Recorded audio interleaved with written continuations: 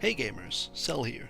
So, with Pokemon Legends CA just a day or two away, it's been on my mind a lot, and I really think it has the potential to be maybe not one of the best Pokemon games ever, but at least the best we've seen in a long time, and hopefully a sign of good things to come. There are a few things I really want to see them do well, and a few things I'm a bit worried about, so let's get into it. I'm starting with something that's always concerned me a bit since the first real trailer, the Wild Zones.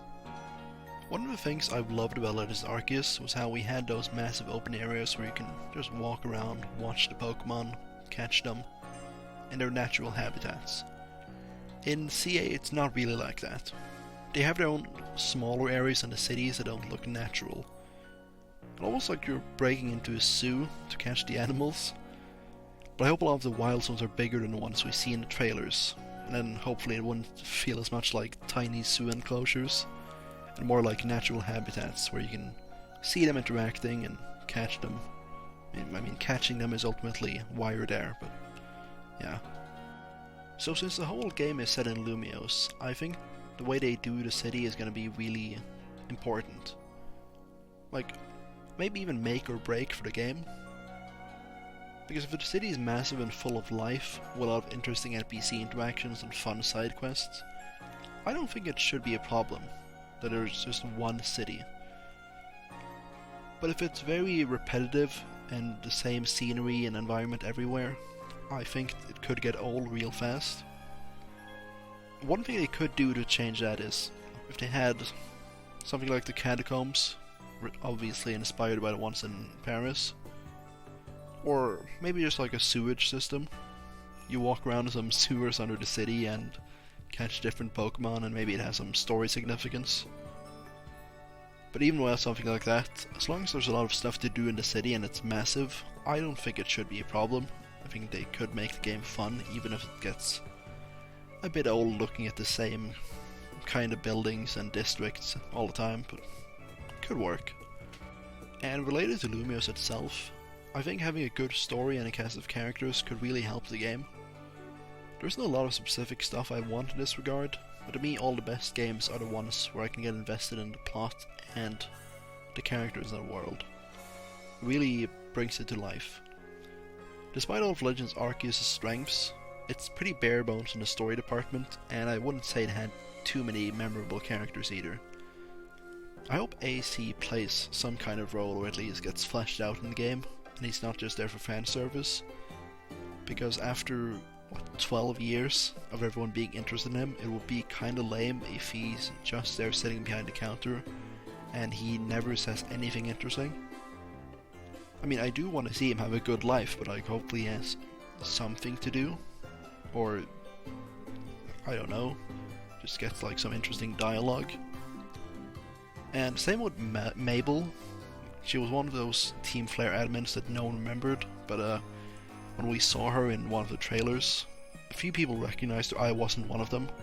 I kind of needed one of those Twitter posts to clue me in. But now that I know she's an old Team Flare admin and now a professor or a scientist, I really want to see them do something interesting with her. I don't think we've really had a character like that before.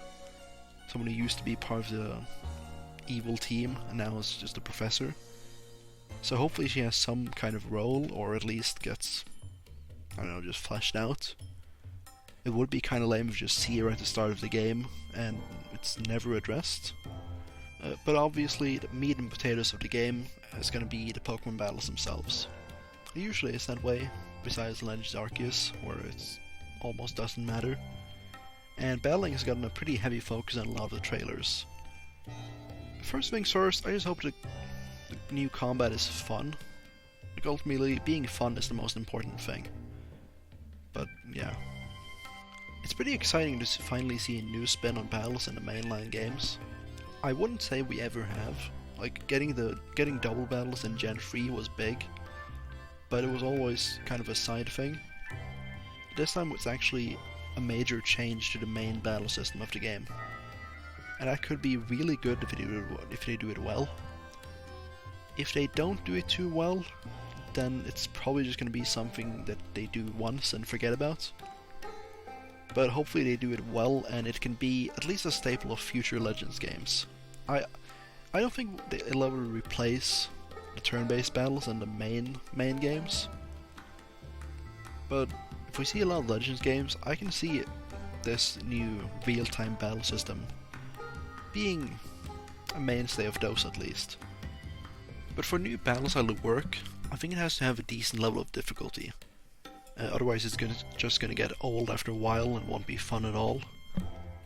It also has to be like a consistent level of difficulty.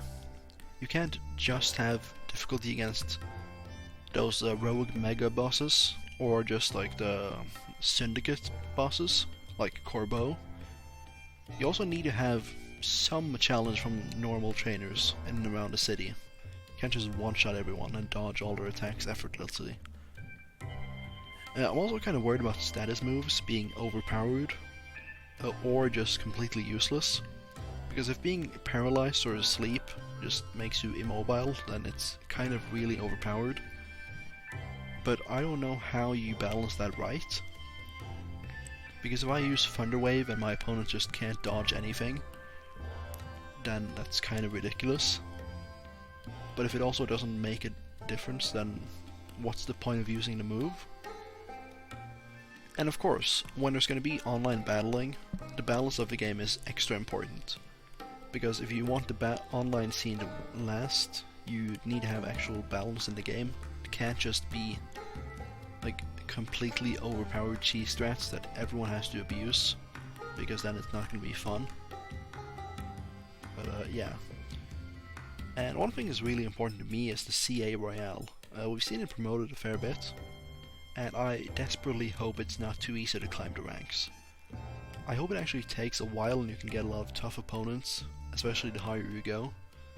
It'll be really fun if it actually takes a good while to churn through a lot of trainers to actually climb the ranks. And it would kind of suck if it just takes a few hours and they only have 1 or 2 challenging battles right at the end. Those are my main points, but I also have a little lightning round of mini points. I really want to see good character customization in this game. In Scarlet and Violet it was pretty disappointing, and since this is Kalos, where we first got customization 12 years ago, I think it makes a lot of sense for it to be pretty good in this game. And I'm not the biggest fan of Mega Evolution, so far I only really like Holocha and Chestnut from this game. So I hope a lot of the Megas they haven't shown yet are great designs that I actually want to use in battle. And I look forward to hearing all the new songs in the soundtrack. We should get good soundtracks even from mid-games, so I assume this one will be solid like the others are. Anyway, that's the end of the video. The game is going to be out soon, and it really could be peak gaming. I have faith. I think it will be pretty good, as long as they don't fumble all of these things. Once I've played the game, I'm going to be making some more videos on it, so subscribe if you want to hear more yapping, like the video if you share my hopes and dreams, leave a hate comment if you don't. Oh yeah, and pick Chikorita.